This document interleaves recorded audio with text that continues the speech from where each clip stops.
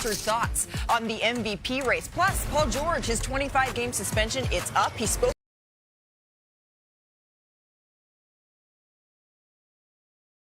to reporters for the first time today. So hear what he had to say and what it means for the Sixers season. And the win streak is over, but the message for the Lakers, that lives on. We're going to tell you what we learned from LA during this stretch. NBA Today starts right now. We begin our show, though, with news out of Milwaukee. The Bucks and Giannis, they're in a disagreement over whether or not the superstar will play another game this season. That's according to our senior insider, Shams Charania. Now, today, the Players Association weighed in. Remember, Antetokounmpo, he's missed the last 4 games. That brings the total number of games he has missed this season to 35 as he's dealt with those various leg injuries. But the central question here is this. Is he healthy enough to play? And here is the development within the last hour with the Players Association releasing this statement. Stay with me here. It says in part, quote, the player participation policy was designed by the league to hold teams accountable and ensure that when all-stars, like Giannis, is healthy and ready to play, that he's on the court. Unfortunately, they continue, anti-tanking policies are only as effective as their enforcement. Fans, broadcast partners, the integrity of the game itself will continue to suffer as long as ownership goes unchecked. We look forward to collaborating with the NBA on meaningful new proposals that will directly address and discourage tanking. Okay, there is a lot there as we say hello to Shams Charania. Let's sort through this a little bit, Shams. What more details can you give us on the situation between the Giannis, the Bucks, and the Players Association here? Look, my understanding is the NBPA has had conversations with Giannis and his reps, and they believe from those conversations that Giannis feels he's healthy enough that he wants to play when he's right, while the Bucks clearly have also been on the other side of this where they disagree. They believe it's best for him to shut down for the remainder of the season, prioritizing his future, the team's future. He's had 5 different injuries this season. Their season is effectively over as well. So the NBPA officials want the league to look into this more, and the NBA, as it does with all of these player participation policy cases, they will look into it. They'll continue to monitor it, examine it. He's been out the last 3 games, so how much more further does this extend? Does this really get to the end of the season without Giannis playing? And the NBPA's overarching point in all this is about tanking and getting a seat at the table with the NBA as far as having their own proposals, their own ideas on how to curb this, with this Bucks example being the latest at the forefront of the league. Okay, so we do expect the NBA to be looking into this further. Shams, thank you very much for that insight as we welcome you all inside our Los Angeles studio. Danny Green, Brian Windhorst, Tim McMahon. Brian, I want to start with you here because I hear all that, and yet I'm not sure tanking is, in this example, what is central in this issue. Let's take the tanking thing. We know about that. Let's push that aside. And if Brian's pushing it to the side, he's the first person to put tanking front and center. This is a failure to communicate. It's a failure to communicate between Giannis and the Bucks. It's a failure to get on the same page, just like it was at trade season. We just saw Ramona Shelburne have that article last week quoting the Bucks ownership, saying, if Giannis doesn't extend, we're going to trade him. Don't you think that's a discussion they would have with him? And at the risk of parodying myself, oh, here it goes. Why would the Bucks not want to play Giannis? Why? Why would they not want to play him? They don't want to play him because they do not want him to get hurt. Right. Because he's gotten hurt 5 times. Do they care about him and want the best for him? Of course. But Danny, why do they not want him to get hurt? I would assume they want a better draft pick. And protect their trade assets. Now we've got it. If they wanted a better draft pick, they wouldn't have tried to win when he was injured earlier. They won while he was injured, and they've screwed their draft position.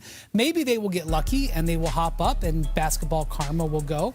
But this is a team that doesn't want the player to play so that he doesn't get hurt, so that he can be traded for a higher value. They will not say this, but this is what their actions are very clearly sending. The Bucks have dug themselves into purgatory by constantly doing whatever Giannis wants year after year after year. That's how they got to this situation. They have to look out for the best interest of the franchise. The best interest of the franchise is to maximize the value they get for Giannis this summer in a trade, okay?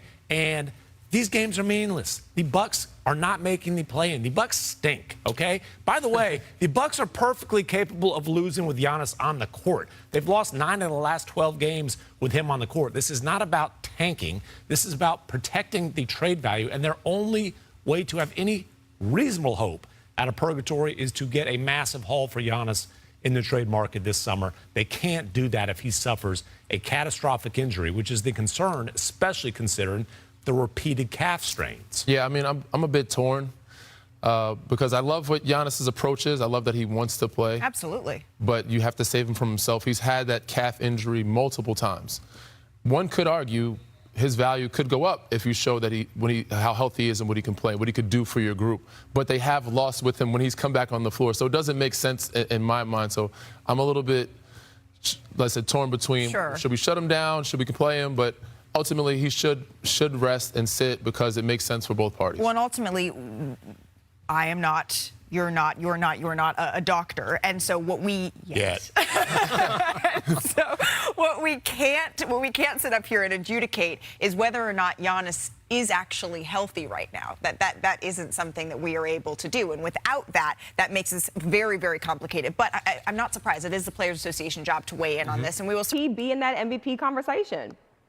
He definitely should be in the conversation, but I don't think he has the number one case right now. I think it's still SGA, and that is because of his performance when he's been on the court and, understanding that SGA, for a handful of these games early on, wasn't playing much in the fourth quarter. Everything he's been doing, he's been getting done efficiently, and he's been getting it done from the jump when the game starts.